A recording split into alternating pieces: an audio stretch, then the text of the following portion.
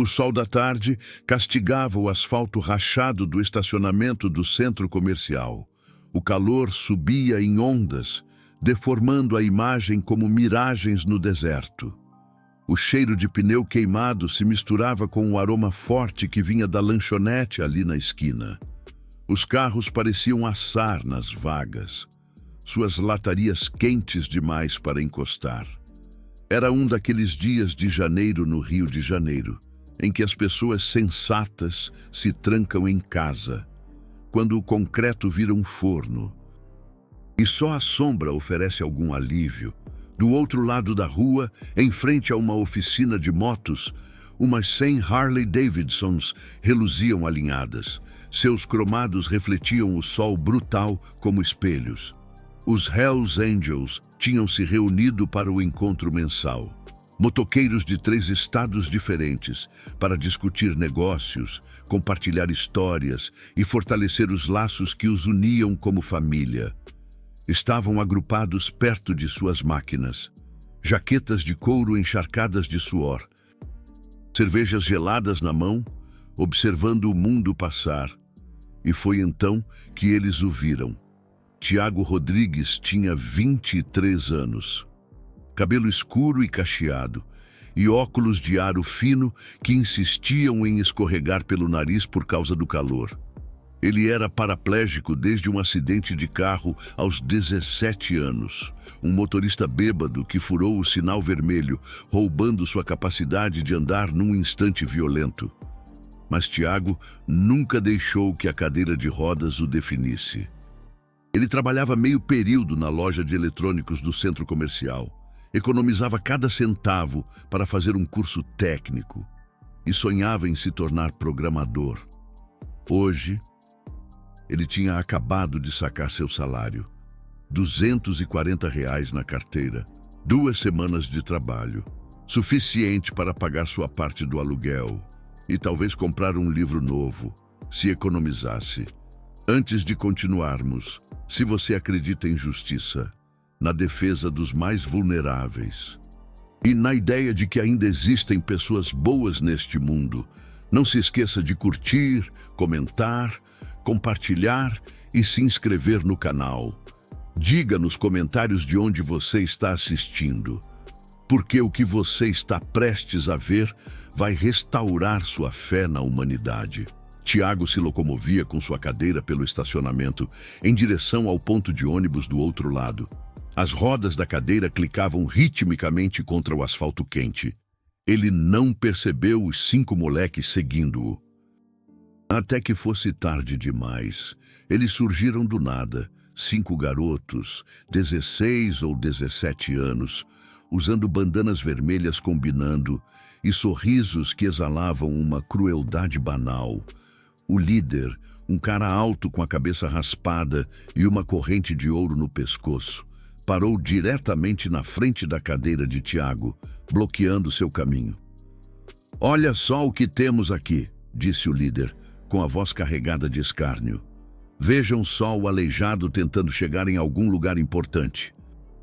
Os outros gargalharam, abriram-se, cercando Tiago num círculo frouxo. O coração de Tiago martelava contra suas costelas. Ele já tinha passado por isso antes. As provocações, a crueldade, a violência gratuita que algumas pessoas direcionam a qualquer um que consideram fraco. "Por favor", disse Tiago, mantendo a voz firme apesar do medo. "Eu não quero confusão."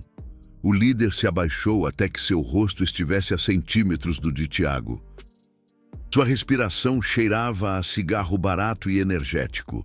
"A confusão te encontrou de qualquer jeito, aleijado, passa a carteira, o celular também, tudo."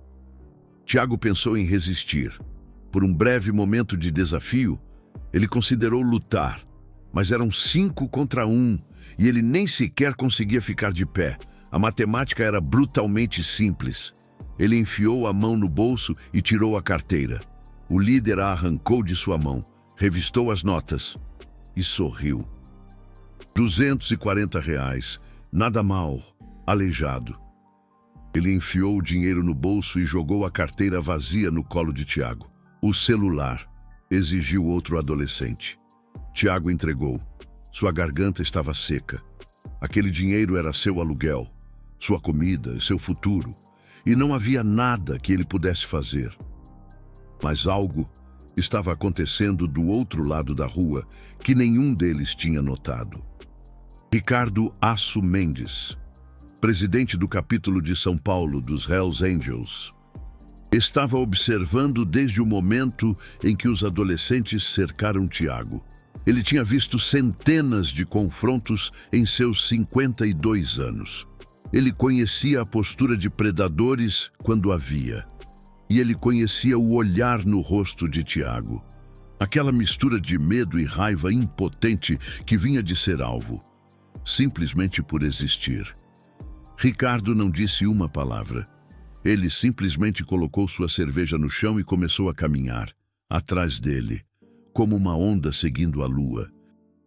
99 outros motoqueiros colocaram suas bebidas no chão e o seguiram. O líder ainda estava provocando Tiago, empurrando sua cadeira para trás, fazendo-o tropeçar, quando uma sombra caiu sobre o grupo. Ele olhou para cima e sentiu seu sangue gelar. 100 Hells Angels estavam em um semicírculo silencioso ao redor deles. Barbas, tatuagens, braços como troncos de árvores, jaquetas com o brasão da caveira que até os criminosos mais endurecidos aprendiam a temer. E cada um deles estava encarando os adolescentes com olhos que prometiam consequências. A bravata do líder evaporou como água no asfalto quente. Ele cambaleou para trás, quase tropeçando nos próprios pés.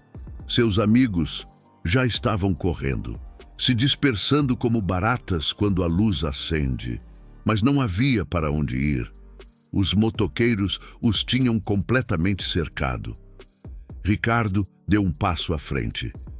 Ele não era o maior homem ali, mas algo em sua presença exigia atenção absoluta. Sua voz saiu baixa e firme, mais aterradora do que qualquer grito. Vocês escolheram o dia errado para serem covardes. Ele se virou para Tiago e sua expressão se suavizou. Tudo bem, irmão? Tiago assentiu, ainda chocado demais para falar. No espaço de 30 segundos, toda a sua situação tinha se invertido. Os predadores tinham se tornado a presa. Ricardo olhou de volta para os adolescentes. 2 deles estavam chorando. O líder tinha se molhado. Uma mancha escura se espalhando por suas calças. Ricardo quase sentiu pena deles. É o seguinte, disse Ricardo. Vocês vão devolver a esse homem cada centavo que tiraram. Depois, vão pedir desculpas. E então, vão pensar muito bem sobre as escolhas que fizerem daqui para frente. Porque se eu ouvir falar que vocês estão atacando alguém vulnerável de novo, o que acontecerá em seguida fará isso parecer um aviso amigável. As mãos do líder tremiam enquanto ele tirava o dinheiro de Tiago do bolso. Ele o devolveu, incapaz de encontrar os olhos de Tiago. O celular veio em seguida. Depois vieram os pedidos de desculpas, gaguejados e lacrimosos. Palavras atropelando umas às outras numa torrente de remorso aterrorizado. Mas Ricardo não tinha terminado. Ajoelhem-se, ele ordenou. Todos vocês. Os adolescentes caíram como se suas cordas tivessem sido cortadas. 5 garotos ajoelhados no asfalto quente, suor e lágrimas escorrendo por seus rostos. Agora vocês vão dizer a esse homem exatamente o que iam fazer com o dinheiro dele, o dinheiro do aluguel dele, o dinheiro da comida dele. Vocês vão olhar nos olhos dele e dizer por que pensaram que estava tudo bem tirar tudo de alguém que já superou mais do que vocês jamais entenderão. O que se seguiu foi uma lição, um por um. Os adolescentes confessaram. Eles tinham planejado comprar drogas, videogames, joias, coisas idiotas, coisas sem nenhum significado. Coisas que teriam custado a Tiago o apartamento, a educação, a dignidade. Tiago escutava em silêncio.